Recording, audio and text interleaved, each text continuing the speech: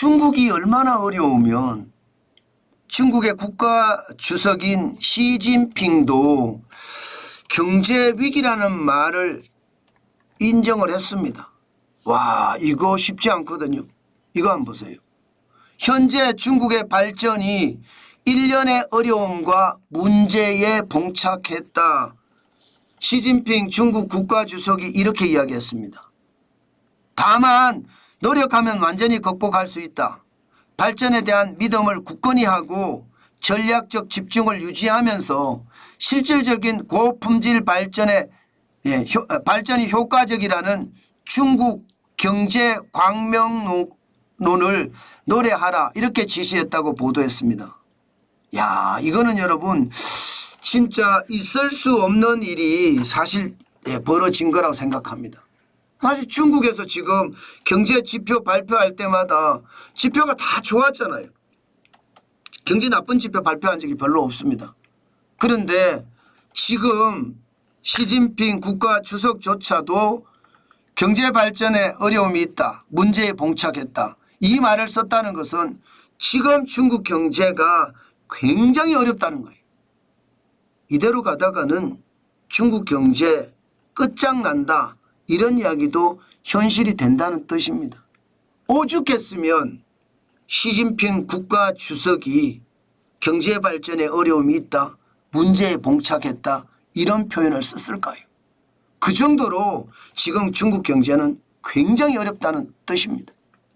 사실 여러분 중국은요 그동안 어렵다 하면서 돈을 계속 풀어왔습니다.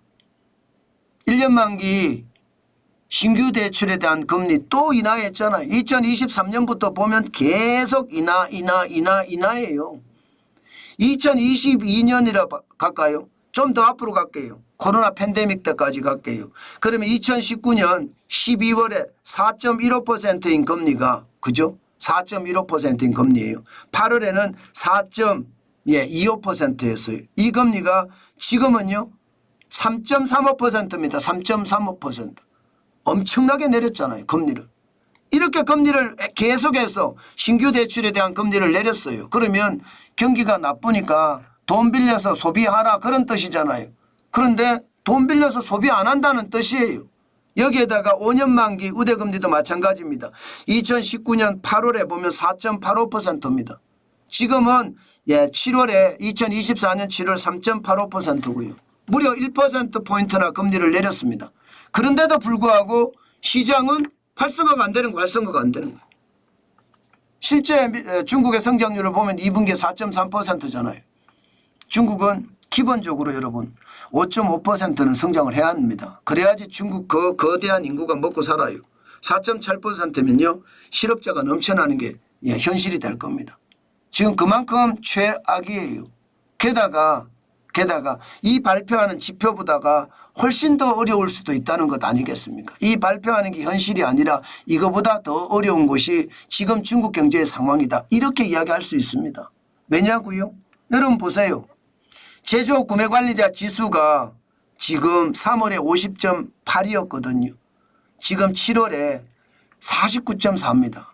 이게 50이 기준선인데 제조업의 상황이 50이 넘어서면 경기가 잘 풀린다. 확장된다. 50 이하면 경기가 꼬꾸라진다. 이런 뜻이거든요. 지금 꼬꾸라지고 있다는 뜻이에요. 게다가 중국 국가통계국이 발표를 했으니까 이거 믿을 수 없다. 이런 생각을 가지고 본다면 지금 중국 경제는 실제 지표보다 더 나쁠 수 있다는 뜻이잖아요. 제조업이 지금 폭망했다는 뜻입니다. 제조업 구매관리자 지수라는 게 제조업에 가면 조달을 하고 구매 부서가 따로 있습니다. 여기에 구매관리자 이러면 그중에서 최고인 사람을 말하는데 이 사람이 느끼는 경기는 실물 경기 중에서 확실한 경기입니다. 그런 상황을 감안을 해보면 중국 경제 지금 굉장히 어렵다는 거 현실이라는 거 보이는 거예요. 게다가 비제조업 구매관리자 지수도 50.2까지 빠졌어요. 지난 3월에 53까지 올라갔거든요. 이거 이러다가 50점 밑으로 50 밑으로 떨어지는 것 아닌가 이런 전망이 나옵니다. 실질적으로 말입니다. 50 밑으로 떨어지면 제조업도 폭망, 서비스업도 폭망, 중국 경제는 와르르 이 말이 현실이 된다는 뜻입니다. 오죽했으면 시진핑 국가주석이 경제위기란 단어를 썼겠습니까? 지금 중국은 어떤 시기든 다양한 방법으로 경제를 살리려고 안간힘을 쓸 겁니다. 그러나 살아나기는 저는 쉽지 않다고 봅니다. 기본적으로 미중 충돌이 워낙 세고요.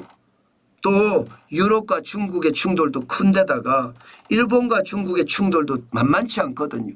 그렇게 생각하면 중국은요. 자유진영과는 지금 충돌이에요. 그런 것을 생각하면 중국은 결국 자유진영 외 지역에서 지금 경제를 살려내야 되거든요. 뭐 러시아에서 살려낸다든가 인도에서 살려낸다든가 동남아에서 살려낸다든가 그런 방법이 좋은데 구매력 기준으로 보면 미국 시장이나 유럽 시장에 비해서는 턱없이 낮습니다. 그렇게 생각을 하면 중국이 지금 세계의 공장이라고 이야기할 만큼 많은 제품들을 지금 생산해 내는데 과연 그것을 다 소화할 수 있을 것인가. 소화 못하면 디플레이션에 빠지는 거고요. 디플레이션에 빠져서 길어지면 중국 경제가 과거 러시아 경제처럼 소련 경제죠. 소련 경제처럼 폭망하는 그런 시기 저는 그렇게 멀지 않아서 올 것 같다. 저는 그런 생각해 봅니다. 지금 그만큼 중국의 상황이 어렵다. 그렇게 규정해도 틀리지 않을 것 같습니다.